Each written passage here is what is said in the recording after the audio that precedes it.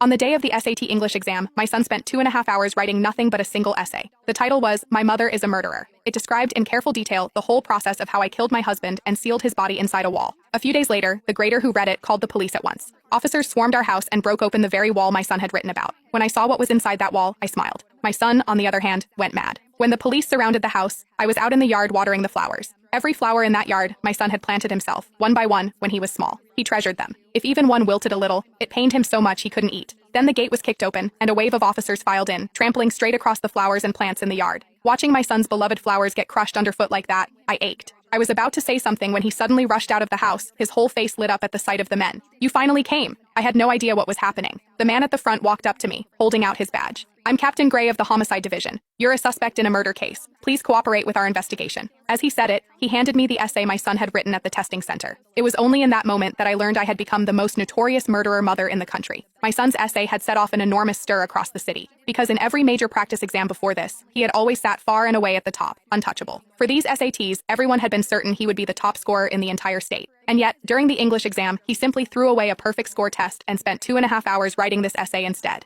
The essay said it plainly. One night 10 years ago, my mother, Sarah Henson, killed my father, Oscar James. She bricked up a wall that same night and sealed my father's body inside the wall of their master bedroom. After the grader called the police, the whole thing spread everywhere, and it spread together with the essay my son had written. Everyone was talking about the presumptive top scorer who threw away his SATs and used his own future to expose in an essay that his mother was a murderer. And I was the last to know. I stared at that essay for a long time, and the longer I looked, the harder my hands shook. I knew my son's handwriting, but what it said, I couldn't accept. I looked at my son and asked, my voice trembling, "You wrote this?" He looked back at me without any expression. "Yes, I've waited too long for this moment." A sharp pain shot through my chest, as if something had stabbed into me. "So these 10 years, all that hard work, was just to get back at me like this?" His eyes were cold on mine. "That's right. Only this way would my essay be taken seriously. Only this way would everyone find out you're a murderer." Looking at this child I had raised for 18 years, I suddenly felt I didn't know him at all. All this time I'd believed he had grown up, that he understood now, that he had learned to take responsibility for his own life. But it turned out he had spent 10 years of effort honing himself into the sharpest possible blade. All so that today, he could drive it straight into me. The police hadn't come alone. A crowd of reporters and online streamers had rushed in with them. Now every camera was trained on me. Some were live streaming, some were pushing microphones at my face. "Ms. Henson, your son wrote all of this in his exam essay. Do you have anything to say about it? We've heard your husband vanished suddenly 10 years ago and has never been found. Is it true that you killed him? Your son was the favorite to be top SAT scorer, yet he chose to throw away the SATs just to expose your crime with his own hands. How does that make you feel? Can you tell us why you murdered your husband?" Each reporter's question was sharper than the last. The live stream was exploding, the viewer count breaking 100,000, the comments scrolling by uglier by the second. It was as though everyone had already decided I was the woman who'd killed her own husband. I lifted my eyes to the cameras and said evenly, "It's just an essay a kid scribbled down. No proof, nothing."